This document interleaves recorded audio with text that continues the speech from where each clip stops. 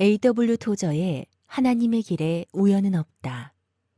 4부 진정한 그리스도인으로 살다. 챕터 29 허세와 교만을 경계하라. 성경은 우리에게 부풀어 오르지 말라고 경고하면서 다만 표현을 바꾸어 교만해지지 말라라고 말한다. 크기를 늘리는 데는 두 가지 방법이 있다. 하나는 정상적으로 성장하는 것이고 다른 하나는 인위적으로 부풀리는 것이다. 전자는 건강을 의미하고 후자는 질병을 의미한다. 영양 공급이 잘 된 아이는 매년 체구가 커지지만 굶주림 때문에 자라지 못하는 아이는 배만 불룩 나온다. 이것은 죽음이 임박했음을 말해주는 병적인 복부 팽창이다. 건강하지 못하게 부풀어 오르는 것을 성장으로 착각할 수 있는 위험성이 영적 영역에도 존재한다. 바울은 이 위험성의 문제를 솔직하게 다루었고 교만해지는 것과 세움을 받는 것은 서로 다르다고 지적했다. 우리는 우리가 찾기 원하는 것을 성경이나 삶에서 찾아내는데 아주 능하다. 자신에 대해 평가할 때 때로는 무의식적으로 피고 전문 변호사의 테크닉을 사용한다. 즉, 우리에게 유리한 것은 모두 강조하고 우리를 불리한 입장에 빠뜨릴 것은 모두 축소한다.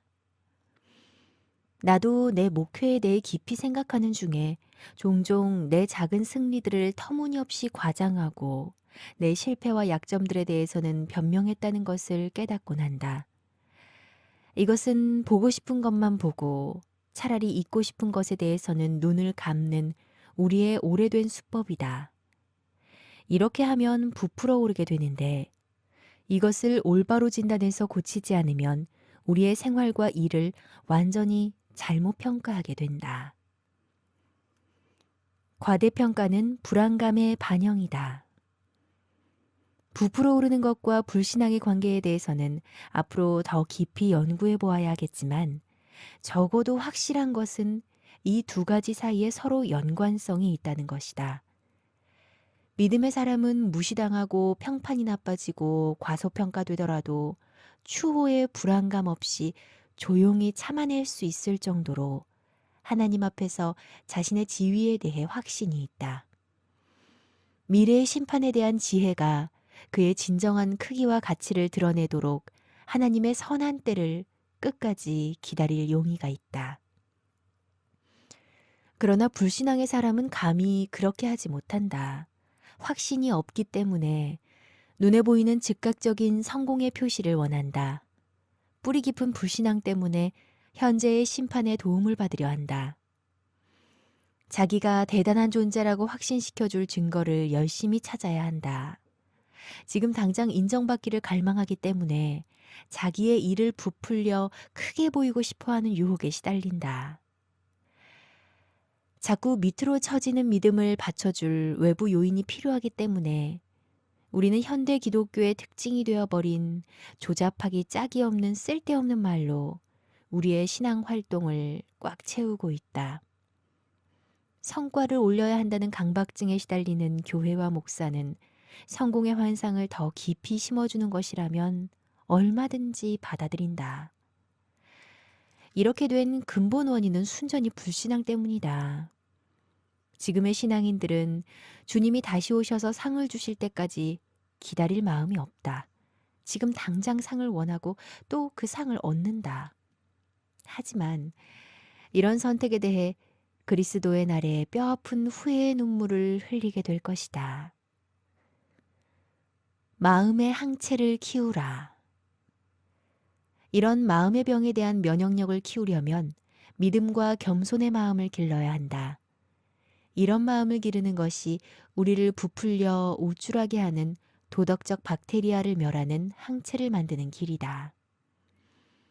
우리에게 믿음이 있다면 하나님께서 우리를 어떻게 생각하시는지에 대해서만 관심을 가질 것이다. 사람들이 이러쿵 저러쿵 하는 것은 우호적인 것이든 비판적인 것이든 웃어넘기고 하나님께서 정하신 길을 온전한 확신 가운데 따라갈 것이다. 인기와 명예라는 쌍둥이 신에게 열광하는 숭배자들은 우리를 불쌍하다는 듯이 흘긋 쳐다보며 지나갈 것이다. 세상 나라에서 자칭 크다는 자, 뛰어난 자, 두각을 나타내는 자들은 우리를 무시하거나 아랫사람 대하듯 하거나 어쩌면 그들의 목적을 위해 우리를 키워주려고 할 것이다. 그렇다 할지라도 우리는 오른쪽으로나 왼쪽으로 치우치지 않고 오히려 모든 이들을 높여주고 모든 이에게 예절을 지키며 그리스도인 형제들을 사랑하고 그 누구도 두려워하지 않으며 하나님께 영광을 돌려야 한다.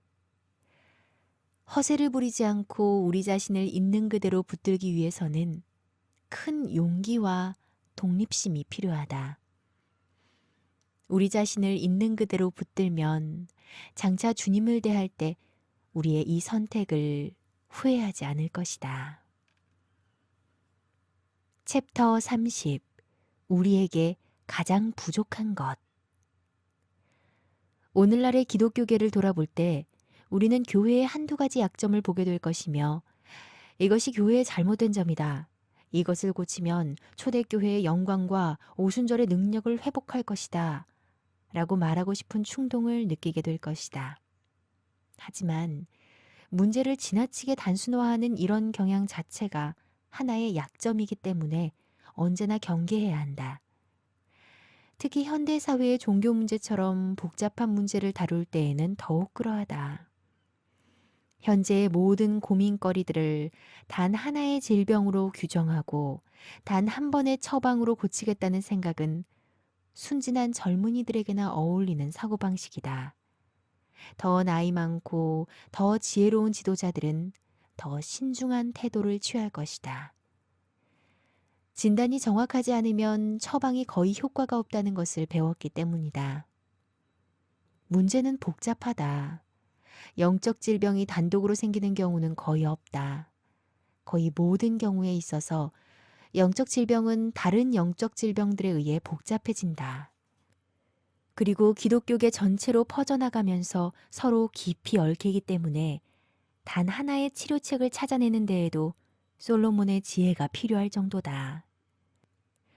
이런 이유로 인해서 나는 현대 기독교의 한 가지 결점을 찾아내 그것을 우리의 모든 문제들의 원인으로 규정하는데 주저할 수밖에 없다.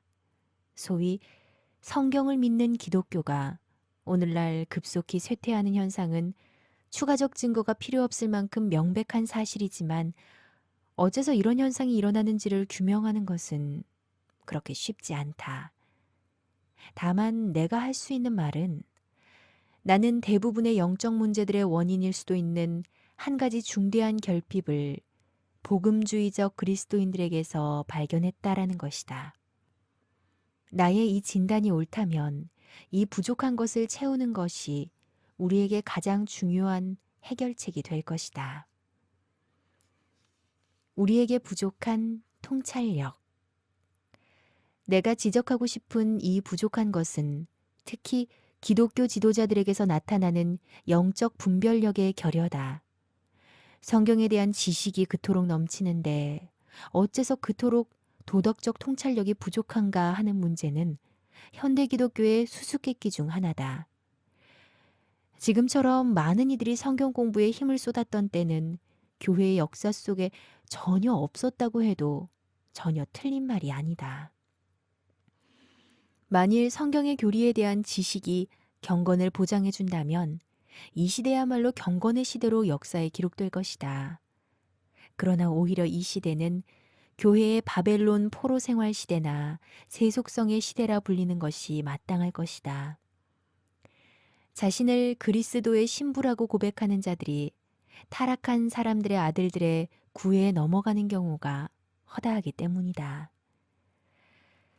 지난 25년 동안 복음주의적 신자들은 술 취함이나 성적 문란 같은 더욱 조악한 죄 몇 개를 피하는 것에 만족하고 나머지 부분들에서는 악한 것들에게 철저히 비굴하게 굴복해서 세상으로 넘어가 버렸다. 이런 수치스런 배반이 대낮에 우리의 성경 선생들과 복음 전도자들의 동의 아래 일어났다는 것은 세계 영적 역사에 끔찍한 일이 아닐 수 없다. 이런 일이 일어난 이유에 대해 누군가 우리 조상으로부터 물려받은 믿음을 파괴하겠다고 작심하고 덤벼든 악한 자들의 술수에 우리가 속아 넘어갔기 때문이다 라고 말한다면 나로서는 이 사람의 말에 동의할 수 없다.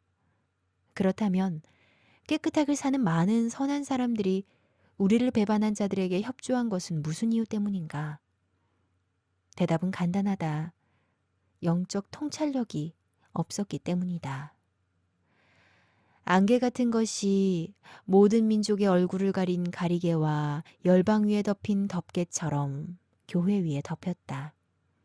이런 덮개가 과거에 이스라엘 민족을 덮은 적이 있었다. 이에 대해 사도 바울은 그러나 그들의 마음이 완고하여 오늘까지도 구약을 읽을 때에 그 수건이 벗겨지지 아니하고 있으니 그 수건은 그리스도 안에서 없어질 것이라. 오늘까지 모세의 글을 읽을 때에 수건이 그 마음을 덮었도다. 라고 말한다. 이것은 이스라엘에게 비극이었다. 하나님께서는 교회를 일으키셨고 그분의 오래된 백성, 즉 이스라엘의 지위를 일시적으로 박탈하셨다. 그분은 수건에 가려 앞을 보지 못하는 자들에게 그분의 일을 맡기실 수 없었다. 새로운 종교개혁이 필요하다. 이스라엘처럼 되지 않으려면, 그리고 하나님을 버린 역사 속에 모든 다른 종교 집단처럼 되지 않으려면 밝히 보게 해주는 세례가 우리에게 분명히 필요하다. 지금 가장 필요한 것은 선지자적 통찰력을 가진 기독교 지도자들의 출현이다. 이것이 가장 필요한 것이 아니라면 적어도 필요한 것들 중 하나다. 우리에게 절대적으로 필요한 것은 안개를 뚫고 통찰할 수 있는 사람들이다. 이런 사람들이 곧 나타나지 않으면 이 세대에게는 희망이 없다.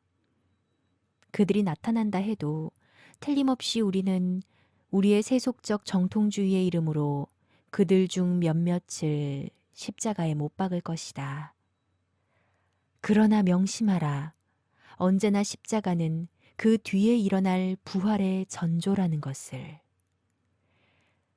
단순히 전도만 하는 것은 지금 우리에게 필요한 일이 아니다. 전도는 기껏해야 종교를 확장할 뿐이다. 전도는 더욱 많은 사람들이 종교를 받아들이게 만들지만 그 종교의 질에 대해서는 많이 생각하지 않는다. 현재 널리 퍼져 있는 타락한 기독교를 사도들의 종교로 착각하고 아무런 문제제기 없이 사람들을 그런 기독교로 개종시키고자 전도하는 데 바쁜 것은 비극이다. 안타깝게도 우리는 신약 성경의 본에서 점점 더 멀어지고 있다. 우리에게는 새로운 종교개혁이 필요하다. 무책임하고 오락에 미쳐있고 이교화되어 있는 가짜 종교와 과감히 결별해야 한다. 오늘날 이런 가짜 종교가 그리스도를 믿는 종교로 오해되고 있으며 비성경적인 방법들을 통해 자신의 목적을 이루려는 신령하지 못한 사람들에 의해 온 세상으로 퍼져나가고 있다. 로마 가톨릭이 배교했을 때 하나님은 종교개혁을 일으키셨다. 종교개혁이 쇠퇴했을 때 그분은 모라비아 교회와 웨슬리 형제들을 일으키셨고 이 운동들이 죽기 시작하자 근본주의와 더 깊은 삶 운동으로 일으키셨다. 그러나 이것들마저 거의 예외 없이 믿음을 버리고 세상으로 넘어갔으니 이제 우리는 무엇을 기대해야 하는가? A.W. 토저의 하나님의 길에 우연은 없다. 4부 진정한 그리스도인으로 살다.